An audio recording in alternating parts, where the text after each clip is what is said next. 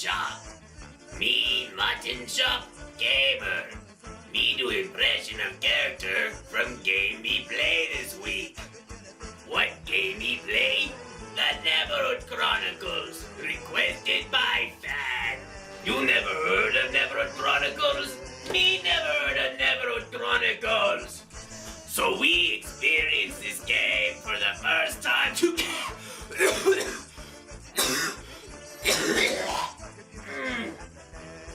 I couldn't keep that up for that long. Just cut here to the actual critique. You are Clayman, a being made of clay, spelled with a K. Perhaps Shao Kahn had a hand in that. You wake up in a small room. You escape the room and begin to explore this land called the Neverhood, which reminds me of Tim Burton's Charlie and the Chocolate Factory. As you progress, you begin to find discs that you can put in computers that tell you the origins of the Neverhood and yourself. The reason to keep pushing yourself through the game is to find more pieces of the narrative, really, and it all ends with you meeting the evil ruler of the land and making one final choice. The game has 3 possible endings, and, believe it or not, I'm not spoiling them by telling you the endings. The first has you jumping down a drain. It goes about as well as you'd think.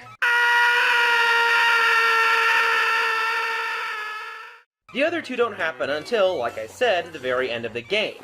The bad ending happens when the evil ruler gives you the crown and you put it on. The good ending happens when you decide to give it to the rightful owner. I only bring up the endings because the good or bad choice right at the end isn't that substantial. I'd rather they just keep the singular ending they call canon, given the sequel, rather than 3 choices, good, evil, or suicide. Not too many twists are taken, and it's not that spectacular of a story. Whoa, but it's much more complex than that. Didn't you read the Neverhood Chronicles? I hear fans of the game typing in the comments. Well, I tried, but look how much text they'd have us read. No, I'm serious. There is way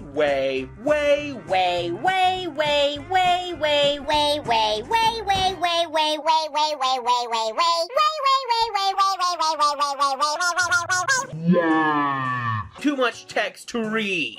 And every column has to be clicked on individually. You can't just step in a room, click on the text, and read it as a block of text. I'm fine with games having rich lore in them, but this isn't the way to do it. They set the ground for a saga as epic as the Elder Scrolls, but there are only 2 games in the series, one of which I haven't played, so I might give it a chance if I can get my hands on it. This lore is so long, I doubt even the guys at Lore in a Minute could successfully put the entire narrative inside 60 seconds. But now we move on to the aesthetics. These are what stand out immediately, and for good reason. In case you've only been listening to the video and not watching it, pay attention! The game's visuals are made entirely out of clay, and the movement was painstakingly made with claymation. In the mid to late 90s when this game came out, claymation wasn't anything new to other forms of media, but it certainly was new to video games. When exploring the world, it has an unnerving feel to it because the world is colorful below, but the sky is pitch black, and at most you only have ambient noises.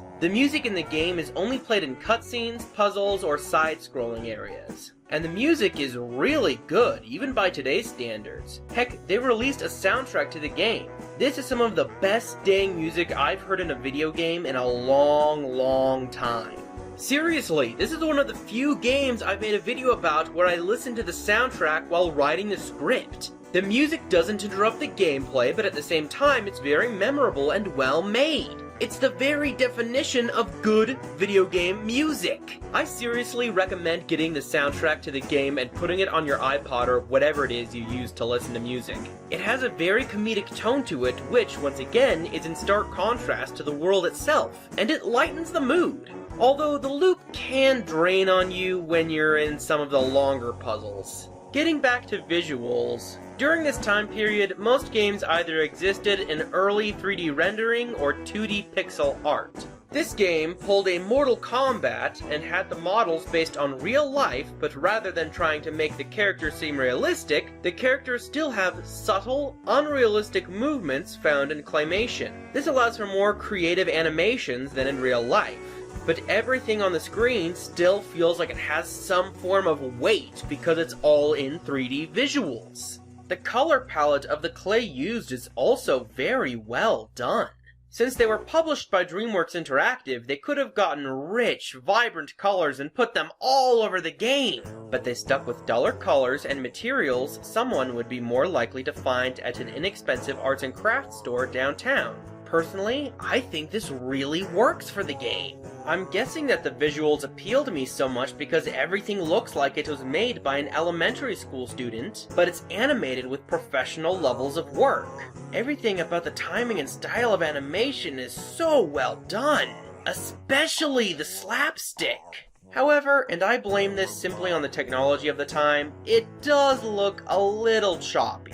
Now, let's move on to gameplay. It's a point-and-click adventure game through and through, with you exploring the world, clicking on things to solve puzzles. You click a part of the screen to walk over there, and your inventory is in your chest, and when you click on an item that you can pick up, it's put inside your chest cavity. How can you check your inventory?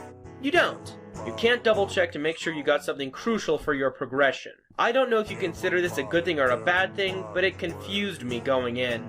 Puzzles are solved by exploring the world for objects to use, buttons to press, or things to memorize. Objects to be used are fair enough.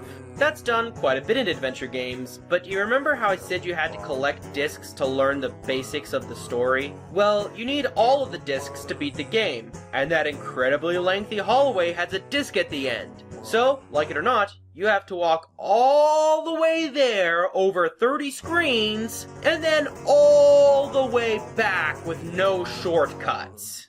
Button pressing is interesting, because it basically means that you can press a button and something somewhere else is activated in ways you wouldn't expect.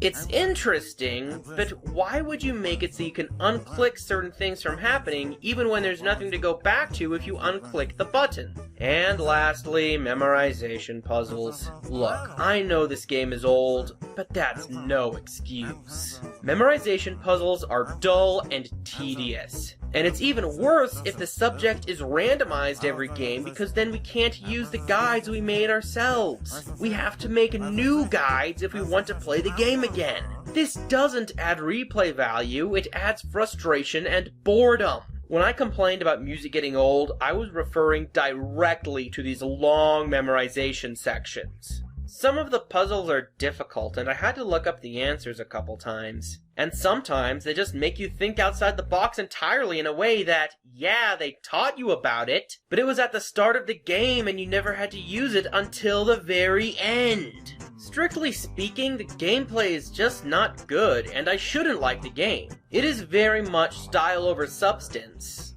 But why do I like it so much? Honestly, the style is so good with the artistic direction and music, how they present the subpar narrative, and the atmosphere of the game, of it being a very strange world with wacky characters that draw me back into this lovingly made game. Now, if you want to play it, I have to make this note. It's not available on Good Old Games or Steam, so you have to get your hands on a physical copy. However, even if you do that, it won't run on Windows 7, which, as you can imagine, is a major problem. There are pirated versions you can find with a little searching on Google, but I won't post any links because I can't condone piracy. Even if the only copies left are used, and the developers wouldn't get any money either way. In terms of technical issues, the game is a bit pixelated, and I had some coloration issues on occasion. I'm not sure if this game should be remade, or even re-released to make it so it can work on a modern computer.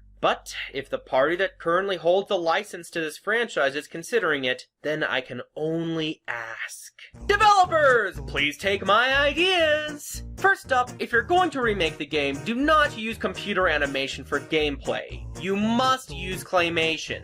I don't care how close you say you can get to making it look like claymation, but you can never get it perfect. Claymation has subtle things like the imperfect shapes because human hands can only do so much, or the dipping into the uncanny valley in terms of animation of movement. If you do use computer models in animation, you will only be tempted to make things look too clean and use brighter colors. As for the gameplay, I wouldn't mind if the memorization puzzles were cut. Honestly, they only hold the game back in my opinion. Speeding claimant up would be nice as well. Some may think it kills pacing, but when you have to backtrack, it would be very helpful. Or even have a button to skip the animation and go straight to the location. That would be awesome. Also, fix it so the Giant Hall of Stories, or whatever it's called, has much shorter rooms. Make it so you can just click on the text in general, so you can scroll down and read the entire story without having to stop and walk over, then click on the next thing of text. Also, make it so one wall per major character. That way, we only have to walk down a few screens instead of over 30. Also, an autosave feature wouldn't really go amiss, since you can exit the game without it asking, "Are you sure?" As for the story, you can't really change it too much, considering that it would almost ruin what the Neverhood is all about. But if you're going to change anything, why not make it so instead of those text walls mentioned previously, we have televisions in each room that tells the story about the walls of text. I've read a bit of these stories and they're pretty decent, but they're just tedious to go through. So if you're gonna remake the game, do that. But if all you're gonna do is remaster it, then just work on the resolution and make the picture look cleaner on a modern monitor. Oh, I have to give this game an A-. I really like it, despite some of those issues. The style is just so good that it carries you through the rest of the game. It's as close to a Tim Schafer game as you could possibly get without actually having Tim Schafer on the development team. Alright, I'll see you guys next week. Gonna finish my water.